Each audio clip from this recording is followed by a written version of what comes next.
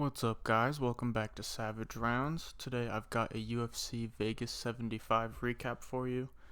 I'm going to do it the same as I did last week. I'll talk about my picks real quick, go over anything big that happened on the card, and then do my awards and winners and losers of the night. So first off, I first started tracking picks for the first time this year. This is my by far worst week, 4-7-1, not good at all. Just bad reads, to be honest. The Dalby one, I should have known about the cardio coming out of Salikov. The Torres Mata one, I don't feel as bad about that one. I feel like the read is still there for Torres. Mata just wasn't the guy to get it done. Sabatini was just too dominant with the grappling. And, the Vettori one, I didn't see him taking damage like that. I didn't expect that out of him. But, yeah, Bukauskas, Bleda, Alessandro Costa, Sarukian hit on those. And the Bondar one, that was bad too. He didn't look great, to be honest, anywhere. He wasn't even shooting takedowns, which is where I thought he was going to be able to take it to get the win.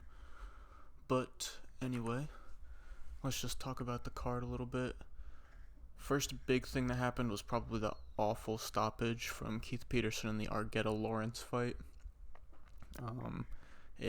Lawrence was in a deep submission that and just to start, Argueta was dominating from pretty much second one from when the bell rang. Argueta was all over him with the wrestling and the grappling, but there's a bunch of scrambling. Argueta's transitioning on top, and he gets Lawrence in a pretty deep submission. And Lawrence has his hand up like he looks like he's about to tap, but for some reason Keith Peterson goes in and grabs his hand, and it kind of like slingshots his hand back down from the way he pulled it, and it makes it look like Lawrence taps, and he calls it there. They end up doing a review and doing the changing it to a no contest, which in the end, because of the situation, is the right decision, but it probably saved Ronnie Lawrence from a loss and took away a win from Argueta. Honestly, we'll never know, but that's just the way it looked like it was going. The Hernandez finish at the end, Hernandez's boxing looked really slick. Wasn't really able to hurt him until the very end of the round. He slammed him. I thought it should have stayed a KO finish for him. I think him smacking his head onto the canvas was what put him out, but honestly, you can never know. So I guess they took the safest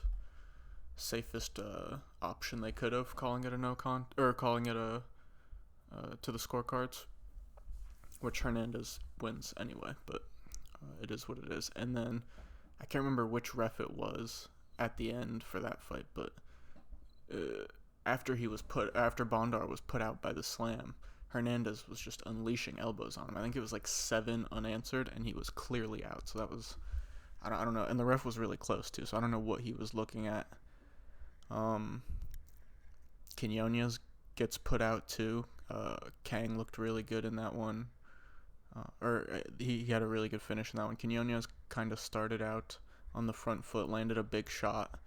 I wouldn't say it really rocked Kang, but it staggered him back a bit, and Cannonier's got a little overzealous and jumped in. Kang was able to land a nice counter and jump on a submission. Jimmy Flick, kind of what I expected, to be honest. If he can't get the fight in the positions where he wants it on the ground, it's not going to go well for him, especially it seems like at this stage in his career. And on the feet, Costa lands big shots, so he was able to put him out. I can't remember if it was, I think it was in the second round. Yeah, second round. Dalby Salikov, like I said a little bit ago, Dalby kind of sat back, and I won't say took what Salikov was dishing out. He wasn't like baiting him in, but he was kind of reading Salikov, letting Salikov lead the dance, and it paid off well, because Salikov gassed in 2 and 3, and Dalby was able to just push the pace hard from there, and pushing the pace hard in 2 really took the gas out for 3, and Dalby was able to secure a pretty clear 2-1 29-28 decision win. Pretty good performance from him. I'll talk about who I think he should fight in my matchup video, which will come out tomorrow. And then Torres Mata. Torres lands a huge, nasty elbow, knockout contender of the year type finish. He's right up there with the best of this year so far. I couldn't give you a list of them off the top of my head. Maybe I'll do some sort of video on knockout of the year before the year comes up, but that'll definitely be up there. Just lands a beautiful counter elbow when Mata jumps in to try and land and puts him out cold. Sabatini, like I said, dominating from as soon as the bell rings to start the fight. The grappling was just putting a pace on Almeida and was able to get him out of there. I believe I should have had it up on my phone. Hold up, I can pull it up real quick.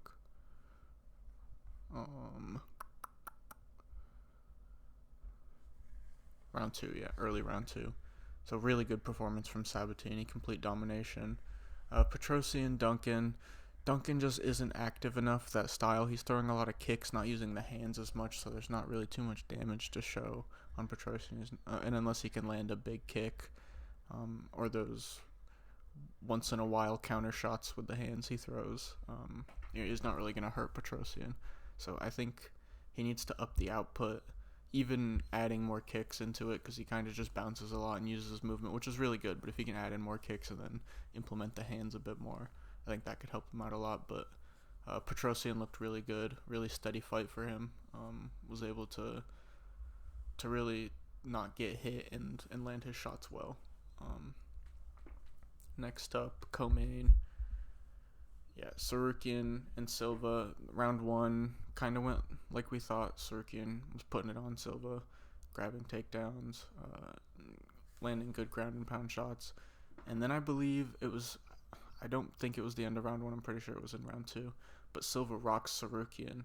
And I think 2 of the judges on scorecards ended up giving Silva that round. So if Silva could have done work in the third, you never know what happens. But Sarukian's able to get the finish there in the third.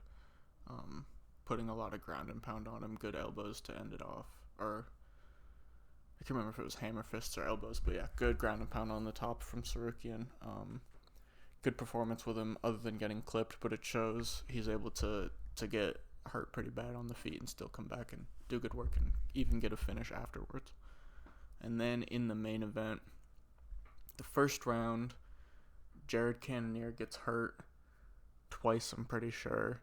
I think Vettori eats some big shots too, but Vettori wins that round, and that was kind of the way I thought the fight was going to go. I didn't think Vettori was going to hurt Cannonier like that. I thought he was going to be able to land big shots, but maybe not hurt him until later in the fight when his pressure really showed. But he, after the second round, or after the first round, he ate some huge shots in the second and was kind of put back on the fence, had his back up against the fence, and was really hanging on. And then after that moment from there on out, Cannonier was just able to put it on him throughout the rest of the 5 rounds. Props to Vettori, tough as hell. His chin is ridiculous. I couldn't believe he was able to eat those shots and stay in. But yeah, he did. Really good performance from Cannonier. Able to recover after the first round really well and land shots of his own. Keep up a good pace, like I said, even after getting hurt. 39 years old, really good. So now I'll kick it off to the awards. Like I said, these are just mine. They may be the same as the actual one. They may not. I don't know. It's just kind of what I think for the night. Fight of the night, I felt like this one was obvious. I feel like most of the time fight of the night will be pretty obvious. But Vettori versus Cannonier, people getting hurt in round 1, people getting hurt in round 2, and then Cannonier putting on a great performance. Throughout, breaking, I didn't even say this earlier, breaking the middleweight record for significant strikes, landed at like 249 or 259 or something stupid like that, breaking the old record by like 60 plus strikes, and at age 39, ridiculous. And the show of toughness from Vettori, like I said earlier, the chin withstanding all that, crazy. So yeah, that gets my fight of the night and probably everybody's. I've got 3 performance of the night bonuses. I can't remember how many were actually given out, but I'm going with Pat Sabatini, dominant from, like I said earlier, the first bell, able to get a finish in round 2. Good work from him. Next up, Manuel Torres, with a knockout of the year contender. I feel like he has to be in performance of the night. And then Jared Cannonier. I just talked about it a bunch with fight of the night and just talking about his fight. Great work from him all around. Next up, my big winners of the night. Last week I had 3. This week I only have 2. Same with losers. I had 3, but I only have 2 this week. My winners for this week, Manuel Torres. When you can put up a highlight like that in your second UFC fight, and you're going to get a lot of engagement on social media, and a lot of people are going to see that and be able to see you.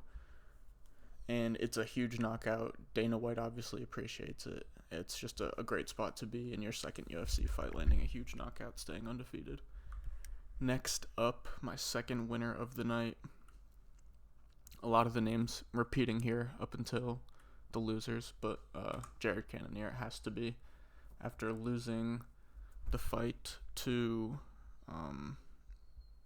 Israel Adesanya for the title, then coming back, beating Strickland on a split decision, and then getting this victory over Vettori too. He's just at 39 years old, putting himself right back in title contention at probably the tail end of his career. It's probably his last run at the title shot, so doing good to stay in it after losing his first title shot attempt. And then my losers for the night, I'm going with Dennis Bondar. He's now 0-2 in the UFC. Took a pretty bad finish. Not a good look for him. A lot of people had him winning, including me here in this one. So I feel like a lot of people are going to lose faith from him here, and losing your first 2 UFC fights never puts you in a good spot. Next up, my last loser of the night, I'm going with Jimmy Flick. Undefeated before retiring in the UFC. Or undefeated in the UFC before retiring, comes out of retirement, now he's 0-2, both getting finished pretty early. He probably should have stayed retired. It's just not a good look, it's tough, to be honest. The fighters always struggle to stay retired once they do, but yeah, what can you do? Tough look for Jimmy Flick, 2 in a row, getting finished since his retirement. But my recap is done, and for tomorrow's video I will have matchups picked for these guys. I've got Nicholas Dalby, Manuel Torres, Pat Sabatini, CLD Christian Leroy Duncan, Armin Petrosian, Armin Sarukian, Marvin Vettori, and Jared Cannonier. And then Thursday will be the UFC Jacksonville predictions and bets video. So yeah, peace out.